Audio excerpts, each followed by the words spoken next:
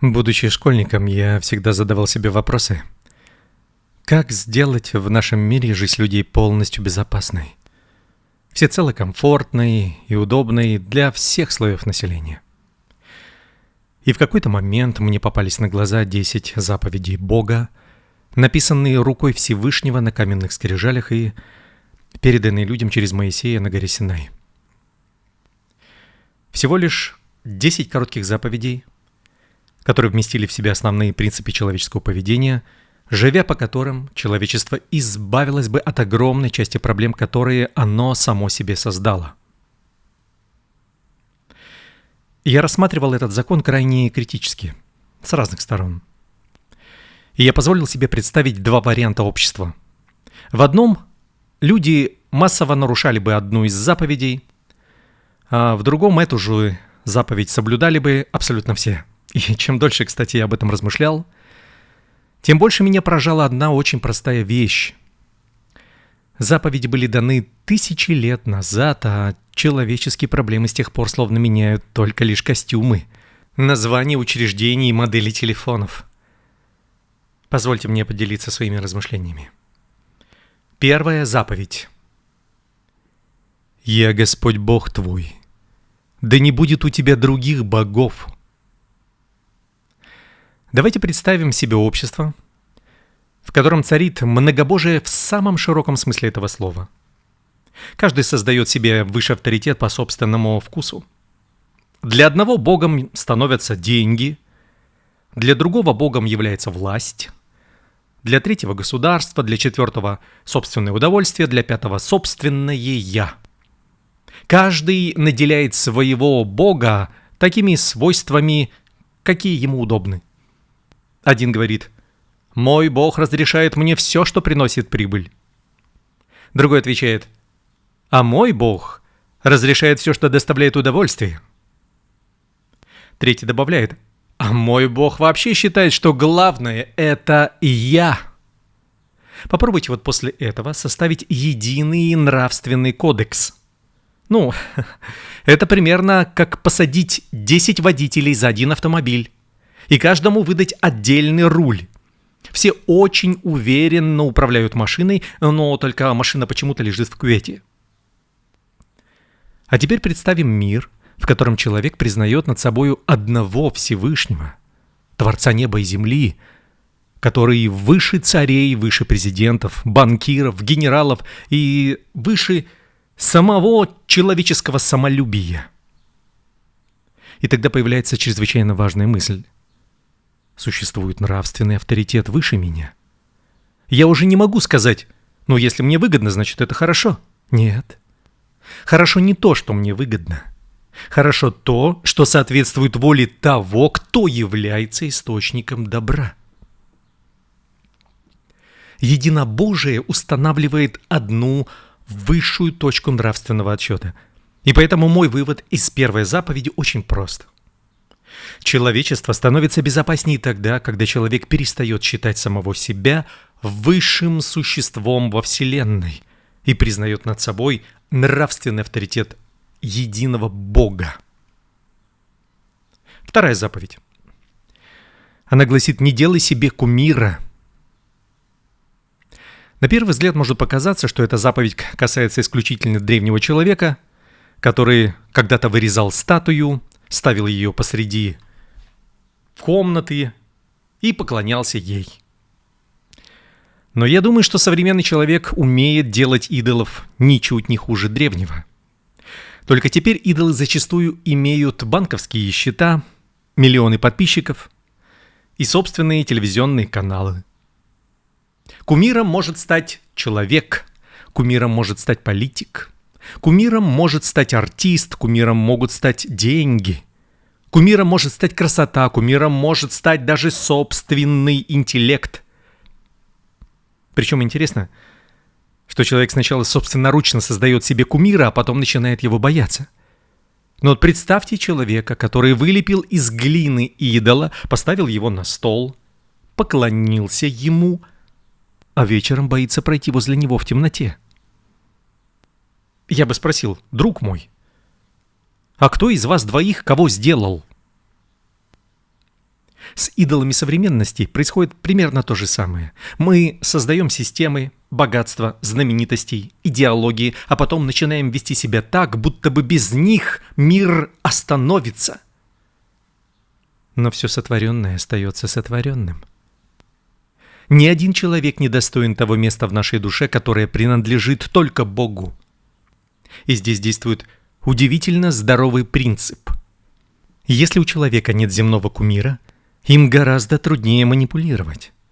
Его сложнее купить, его сложнее запугать. Его сложнее заставить назвать ложь истиной только потому, что так сказал любимый лидер. Поэтому мой вывод таков.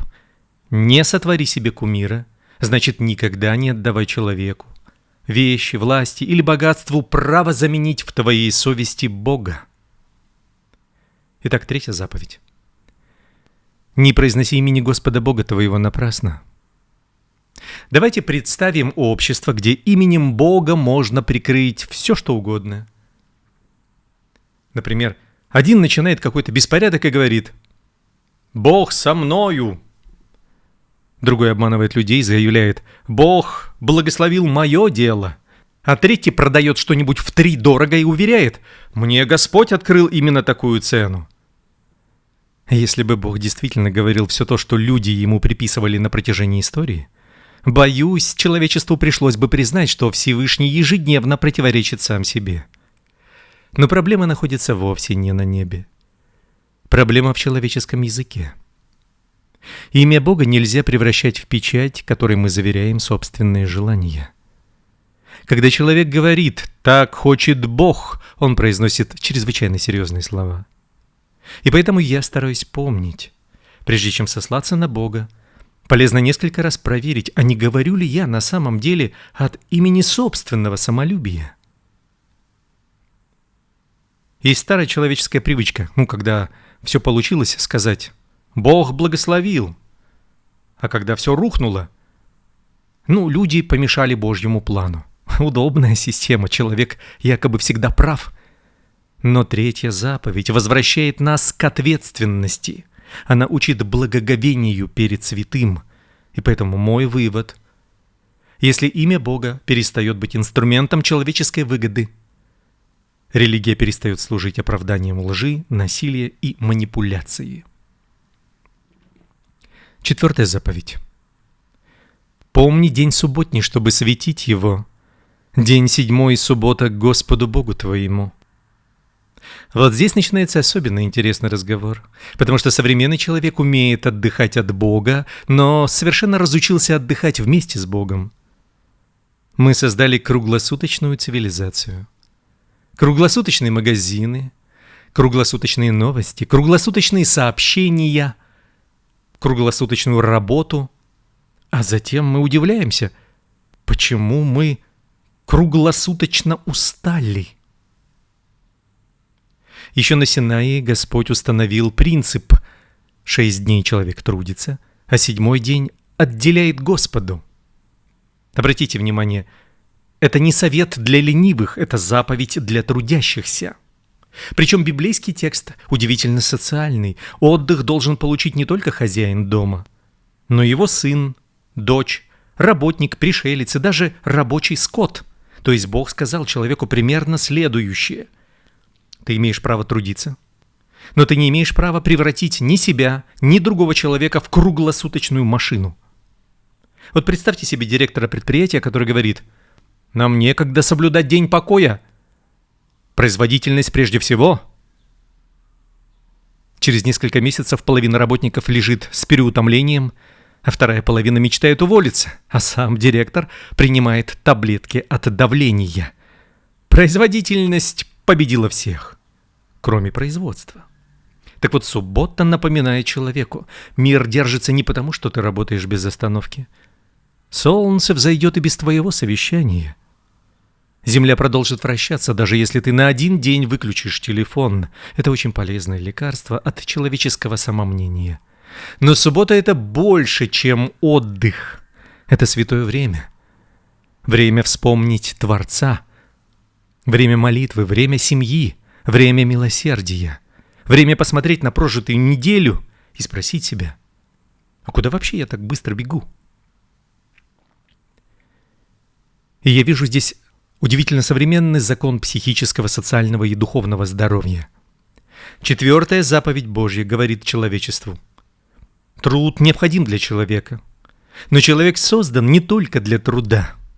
7-й день принадлежит Богу и напоминает нам, что жизнь имеет смысл выше производства, выше торговли и заработка. Если бы весь мир хотя бы один раз в неделю умел остановиться бы перед своим Создателем, возможно, люди быстрее бы заметили, что некоторые вещи, за которыми они всю неделю бегут, вообще не стоили этой беготни. 5-я заповедь. Почитай отца твоего и мать твою. Теперь давайте представим общество, в котором старшее поколение ничего не значит. Ребенок получает жизнь от родителей, пищу от родителей, образование благодаря родителям, крышу благодаря родителям. А потом в 16 лет однажды торжественно объявляет: «Вообще-то вы ничего не понимаете в жизни». Причем сообщает это человеку, который 20 лет оплачивает ему эту жизнь. В этом есть определенный юмор человеческой природы. Разумеется, родители бывают тоже несовершенными. Почтение не означает одобрение любого поступка и тем более не требует терпеть зло. Но принцип остается чрезвычайно важным. Человек появляется на земле не сам по себе. До него существовали поколения. Кто-то передал ему язык, кто-то построил дороги, кто-то вырастил хлеб, кто-то сохранил знания, кто-то носил его на руках, когда он еще не умел даже объяснить, почему он плачет. То есть 5-я заповедь Бога учит благодарности и преемственности. Так вот, общество, которое презирает родителей и стариков, фактически объявляет войну собственному будущему, потому что проходит некоторое количество лет, и молодые сами становятся старшими. Это единственная революция, в которой каждый победитель рано или поздно переходит на сторону противника. Поэтому мой вывод очень простой. Почтение к родителям сохраняет связь поколений, а общество без уважения к старшим постепенно лишается исторической памяти, благодарности и человеческой ответственности. 6-я заповедь. Не убивай. Но здесь, казалось бы, вообще спорить не о чем. Давайте представим государство, где убийство разрешено всякому, кто считает себя достаточно рассерженным. Вот, например, водитель подрезал, значит, убил. Сосед громко слушает музыку. Убил соседа. Проиграл спор. Убил. Не понравился комментарий в интернете? Сами понимаете. Человечество закончилось бы приблизительно к четвергу. Цивилизация человеческая существует именно потому, что человеческая жизнь обладает ценностью, которую нельзя отменять по настроению. 6-я заповедь Бога проводит границу перед страшной человеческой способностью решать: этот человек мне мешает, следовательно, он не должен существовать. Нет. Он может быть неправ, он может быть неприятен, он может быть виновен, но его жизнь – это не вещь в моем кармане. И если человечество желает безопасности, здесь требуется максимально ясное правило. Ни один личный конфликт, гнев, выгода или ненависть не дают человеку права произвольно распоряжаться жизнью другого человека. Мир начинается именно с этого, с признания святости человеческой жизни. 7-я заповедь. Не прелюбодействуй. Иногда люди относятся к этой заповеди так, словно Бог зачем-то решил помешать человеческому счастью. Но представим обратное. Давайте представим общество, где супружеская верность вообще ничего не значит. Муж никому ничего не обещает. Жена никому ничего не обещает тоже. Сегодня одна семья, завтра другая, послезавтра третья. Дети начинают составлять генеалогическое дерево и просят дополнительный рулон бумаги. Затем общество удивляется. Откуда у нас столько ревности, столько предательства, одиночества, разводов, брошенных детей и душевных травм? Ответ довольно прост. Любовь без верности легко превращается в потребление. Человек говорит: «Я люблю тебя». Но иногда перевод этой фразы звучит так: «Ты мне нравишься, пока мне удобно». Библейская верность предлагает другой принцип. Я принимаю ответственность за человека, которому отдал свое обещание. Настоящая супружеская верность создает одну из важнейших вещей на земле – доверие. Человек может закрыть глаза ночью рядом с другим человеком и знать: меня не предадут при первой возможности. Это огромная ценность. Поэтому мой вывод: верность в браке защищает любовь от превращения в потребление. Защищает детей от последствий безответственности, а человеческое сердце от мира, в котором обещания ничего не стоят. 8 заповедь: не кради. Вот представьте, пожалуйста, что завтра утром отменяется 8 заповедь. Вы выходите из дома, автомобиля нет. Вы спрашиваете соседа: а где моя машина? Он отвечает: ну, она теперь моя. Вы приходите домой, вашей квартиры нет. Ну, точнее, квартира есть, но внутри сидит другой человек и философски объясняет, что, дескать, собственность – это понятие относительное. Вы идете в магазин, пожаловаться директору, а магазина уже тоже нет. Кассир унес кассу, грузчик унес продукты, директор сейф, а вывеску украл прохожий. То есть экономическая теория закончилась. 8 заповедь состоит всего лишь из 2 слов, но на ней стоит огромная часть человеческой цивилизации. «Не кради» обозначает, что я признаю, что чужое принадлежит другому человеку. Его дом, его заработок, его имущество, его результат труда, и я не имею права присваивать это только потому, что мне так захотелось. Причем воровать можно не только кошелек. Можно украсть чужой труд, чужое авторство, чужое время. Можно не доплатить работнику, можно обмануть покупателя. Можно получить деньги за работу, которую сознательно не выполнил. Формы меняются. Принцип-то остается. То есть там, где люди перестают присваивать чужое, возникает доверие. А без доверия невозможна ни экономика, ни торговля, ни нормальное человеческое общество. 9 заповедь. Не произноси ложного свидетельства на ближнего твоего. Друзья, давайте представим суд, в котором свидетелям разрешено лгать. Судья спрашивает: вы видели обвиняемого на месте преступления? Свидетель отвечает: нет. Почему же? Вы же вчера говорили, что вы видели. Но вчера мне так больше нравилось. Так вот, на этом судебную систему можно закрывать. А теперь перейдем и перенесем тот же принцип в повседневную нашу с вами жизнь. Ложь разрушает то, без чего общество вообще не может существовать. Ну, то есть доверие к словам.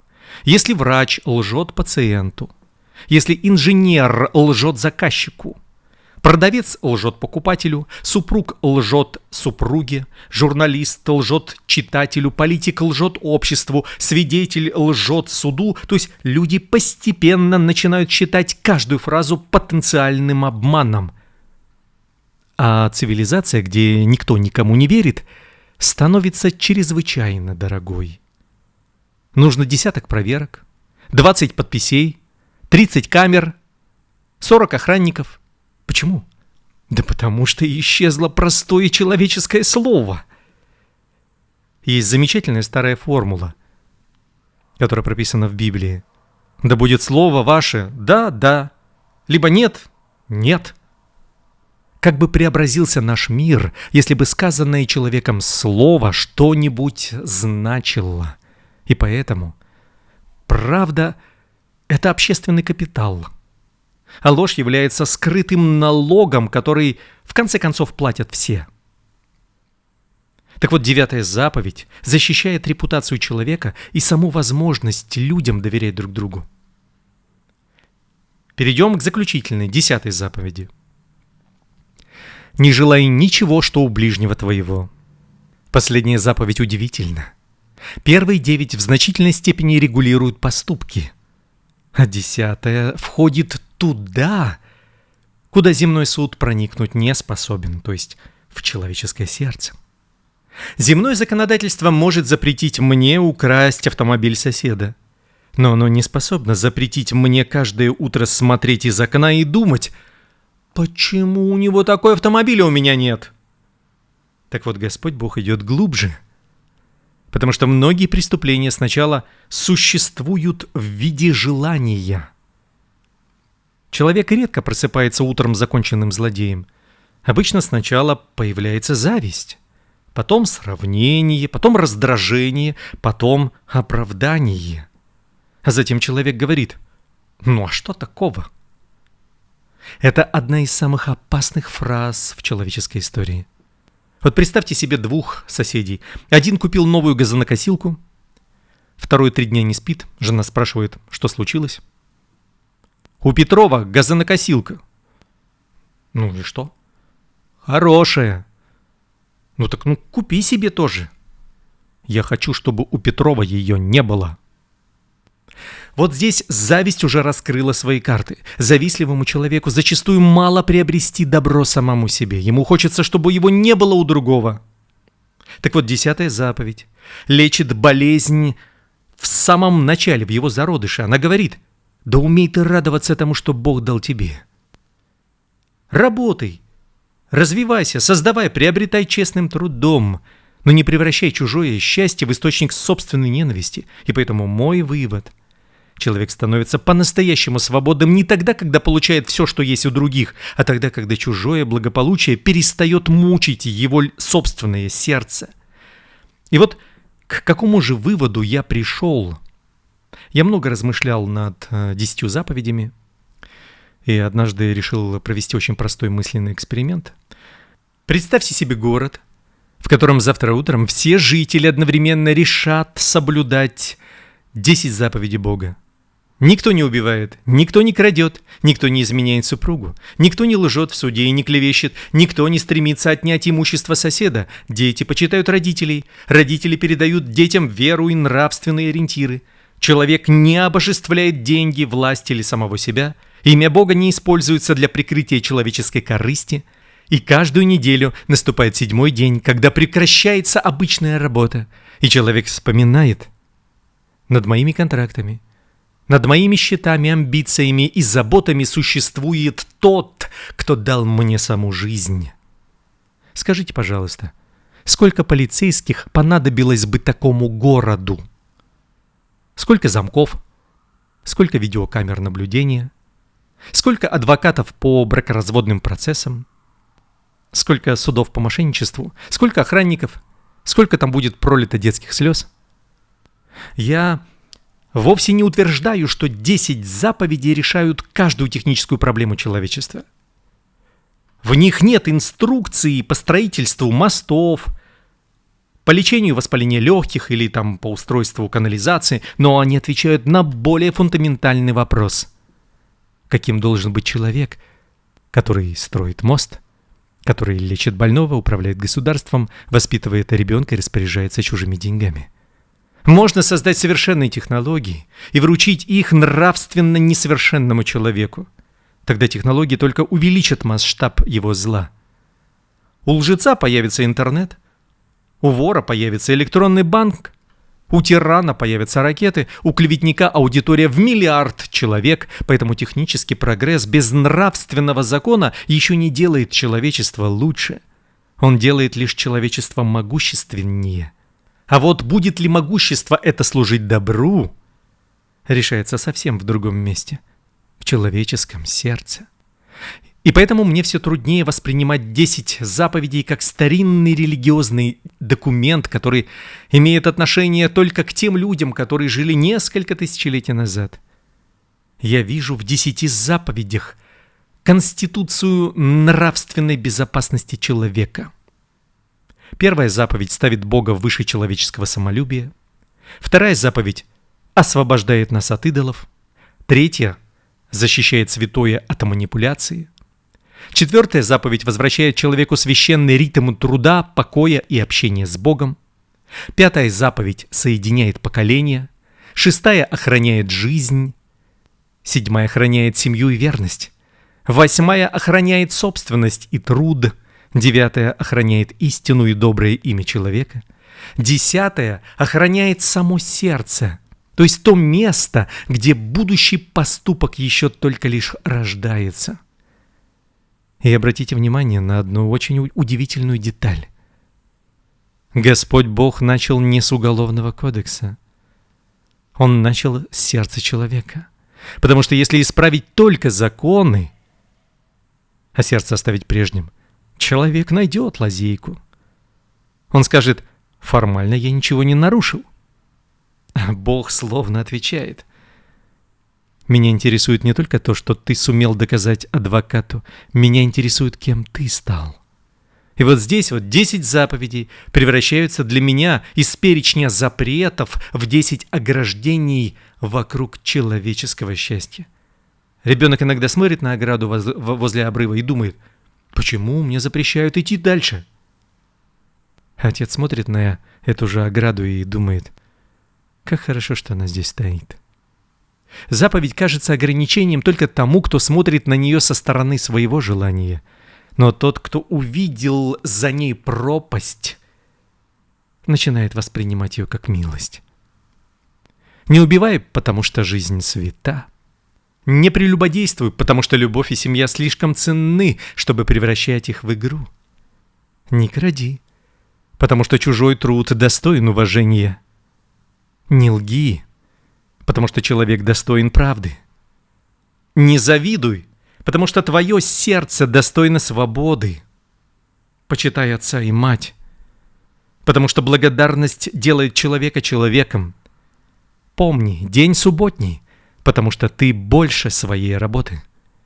Не сотвори кумира, потому что твоя душа слишком велика, чтобы преклониться перед вещью или человеком. И не произноси имени Божия напрасно, потому что святое нельзя превращать в инструмент. И да не будет у тебя других богов, потому что источник жизни один. Поэтому, если меня однажды спросят, что нового человечеству нужно придумать, чтобы, наконец, научиться жить счастливо, я, пожалуй, отвечу: возможно, прежде чем придумывать 11-ю заповедь, нам стоило бы попробовать исполнить первые 10. Мы 1000 лет совершенствуем государственные системы, создаем новые законодательства, международные организации, декларации, комиссии, комитеты, соглашения. И все это, конечно же, может быть полезно. Но вот есть одна проблема.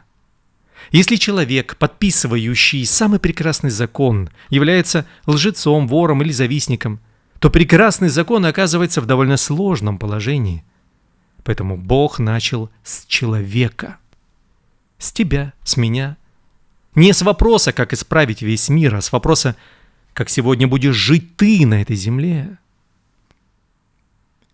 И, может быть, величайшая реформа человечества начнется вовсе не тогда, когда кто-нибудь напишет новый всемирный манифест. Она начнется утром, когда обыкновенный человек откроет глаза и скажет: сегодня я не стану поклоняться идолам. Я не стану прикрывать свои желания именем Бога. Я буду помнить святое время Господа. Я буду почитать своих родителей. Я сохраню жизнь. Я сохраню верность. Я не возьму чужого. Я не солгу о ближнем. И я не позволю зависти поселиться в моем сердце. И Господь будет моим Богом. Один человек, живущий вот так, это уже маленький остров безопасности. 10 таких людей – это семья. 1000 таких людей – это город. Миллионы таких людей – это народ.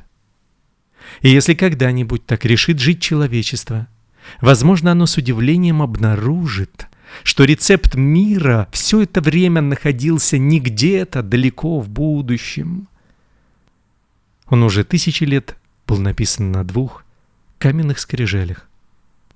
И, пожалуй, самое удивительное заключается в том, что Бог уместил его всего лишь в 10 заповедей.